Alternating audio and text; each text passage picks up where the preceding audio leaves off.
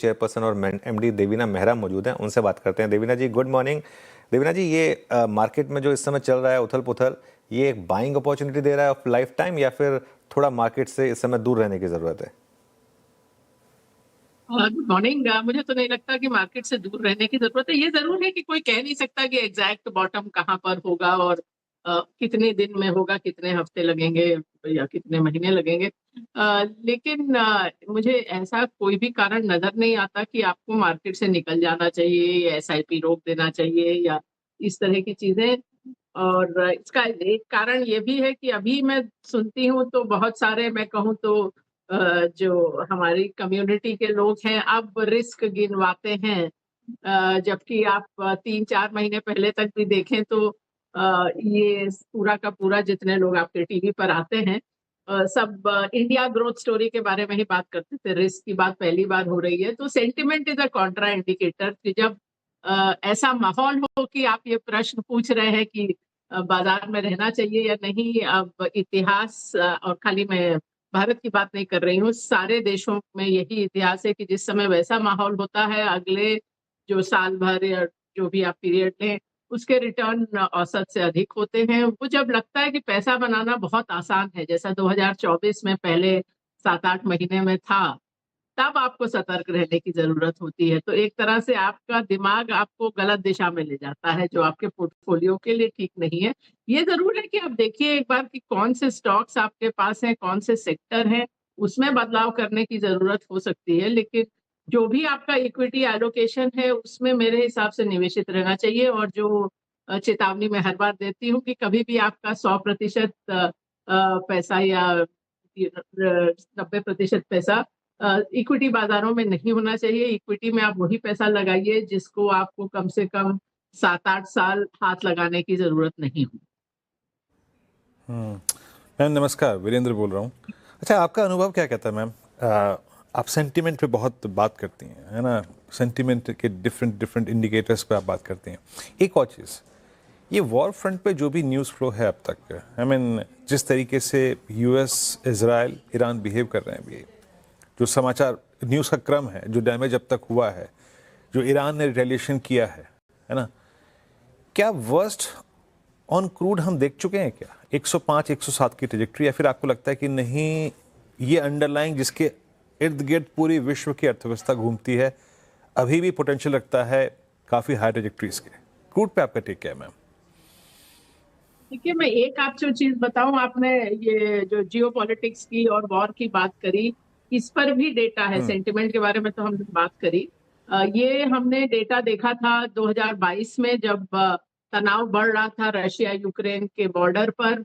उस समय हमने 50-55 साल का डेटा देखा कि जब भी कोई जियोपॉलिटिकल अपहीवल होता है, दोनों गल्फ वॉर हुई, Iran Iraq, Afghanistan, US bombing, Libya, 9/11, तो क्या होता है। तो हमने ये देखा कि उसके आसपास, उसके जस्ट पहले और जस्ट बाद में सभी बाजारों में उथल पुथल रहती है। लेकिन जो लोग इस डायरेक्टली इस युद्ध में नहीं सम्मिलित हैं, उनके लिए उनके बाजार 6 महीने 1 साल में निकल आते हैं ज्यादा से ज्यादा। और ये स्टैटिस्टिकल एक्सरसाइज नहीं थी, इसका अपवाद हमें नहीं मिला, हर बार यही हुआ। और अभी हाल फिलहाल में फाइनेंशियल टाइम्स उससे भी पहले गया, उन्होंने 1900 से स्टार्ट किया, तो 125 साल का डेटा देखा, दोनों विश्व युद्ध बीच में आए।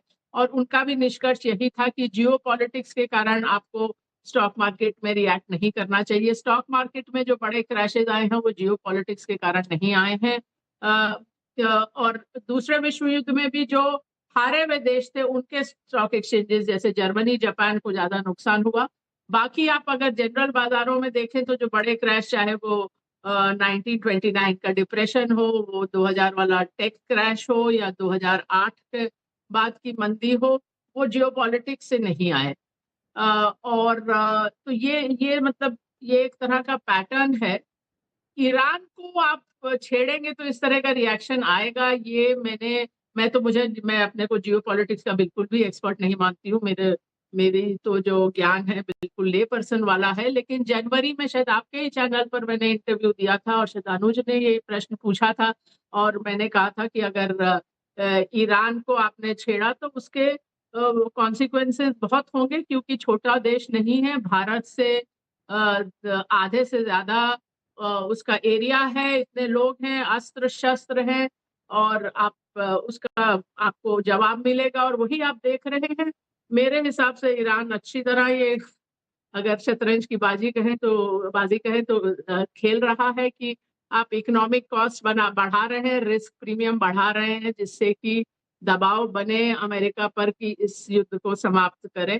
तो क्रूड में बीच में स्पाइक तो आ सकता है, क्रूड में वैसे भी है। मैं आपको जब हम लोगों ने फरवरी के शुरू में शायद अपना ग्लोबल जो फंड और पोर्टफोलियो है उनको रीबैलेंस किया था, तो उसी समय हमको लगा था कि कच्चे तेल का भाव बहुत लंबे समय से यहाँ पर है और यहाँ से ऊपर जाएगा। तो उस रीबैलेंस में जो मुख्यतः एक ही चीज़ हमने की थी, हम ऑलरेडी अमेरिकन बाज़ार पे अंडरवेट थे, हम थोड़ा और हमने अमेरिकन स्टॉक्स बेच के उसको कमोडिटीज़ में लगाया क्रूड और मेटल्स में।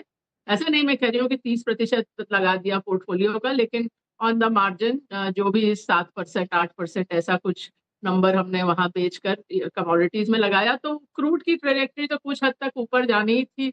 बाकी वो सप्लाई के कारण आपको बीच बाच में कहाँ तक वो पीक नजर आएगा। आप ये भी याद करिए कि अब तो कितने 16-17 साल हो गए हैं, हम $100 का क्रूड उतना पहले भी देख चुके हैं, जिस समय global recession, global at least financial crisis थी और कहीं कहीं रिसेशन भी था और उसके बीच में भी कच्चे तेल का भाव $100 पार किया था। तो ऐसा भी नहीं कि हमने कभी वैसी स्थिति देखी नहीं या उससे जूझे नहीं।